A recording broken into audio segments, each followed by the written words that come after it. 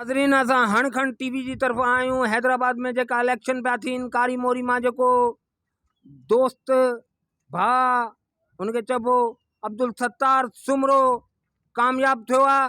उहो अवाम जी भरपूर ताड़ियन में अब्दुल सत्तार सुमरो अचन पिया। उन्हनि जो इंटरव्यू वठंदासीं। साईं वियो वियो वियो अब्दुल सत्तार सुमरो। अरे केड़ी कुर्सी खणी आया? अरे ये कुर्सी के यार बी बी बी ही न ठाई जाई, ही न ठाई। ओए एकड़े पासे कयो ने कुर्सी के। हां बेइज्जती ना करायो। ना ना बी बी कंदा थी ता छा गाला आवाम कोने सही नी हेतरी आवाम आई बार मुसा गडन हैं वोटन ते आया। हां हां अरे हालत दिस मूड आई कने न मुहांडो मु पो ठा हां ठाए वठ यार सही यार होना भले केड़ो बिया साईं ता जो इंतखाबी निशान छा हो? कैमरामैन आंदो दई मुजी बेइज्जती वो करे टके जी वो करे।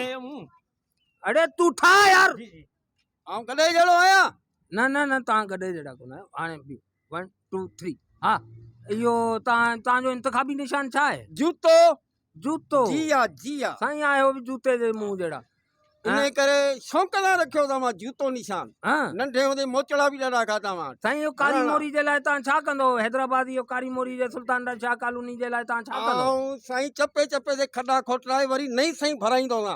हां जिया बियो बी तो सही थोड़ी इनके ई सही करन दे। हां थोड़ो इन पासे थियो। अरे मुंह बना उन जो मुंह ही कोन पे अचे रुको गंज पी अचे।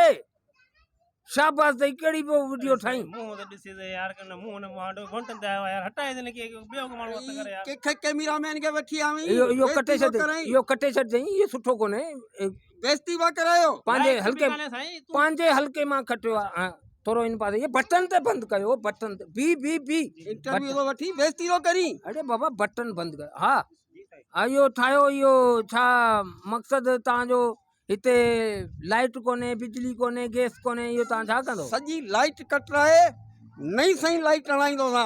अरे हालत लाइट लग रहा है 5 कपड़ा पाड़ से अरे कपड़ा दे ये बटन ते बंद कयो बटन ते बंद कयो। ई फिलहाल मुहांडो आए वोटन ते आयो उधर से वठी आयो या बेइज्जती बा करायो हिता ना केखे वठी आवी कैमरामैन के हुंडा मुंह करे तो आने रुको गंज पी अचे बियो है भी कटे छट दई। अरे गंजी ता इंटरव्यू कोन तो इंटरव्यू दे आया ता बना लूसी हण खण टेंडियो ने आयो वही नाज़रीन नालो खणी हण खणे जो तू ने माणू के प्यारे उठाएठ साईं असा जा व्यूज किरी पंदा ये जो ता असा जी बेइज्जती न कयो। असा जा बड़ा 1 मिलियन असा जा सब्सक्राइबर न साईं ता ये न कयो यो कटे छट दई। अरे बेइज्जता तक में आयो छा ता जी बेइज्जती कया हिता हल वडो आयो इंटरव्यू वठा ये कलाई न तरीको कोन मुखे खणी दो पत्थर बाबा मथोला भाड़ा। हेलो नाज़रीन ये कौमी असेंबली जो मेंबर है बेइज्जती कराने इंटरव्यू वठण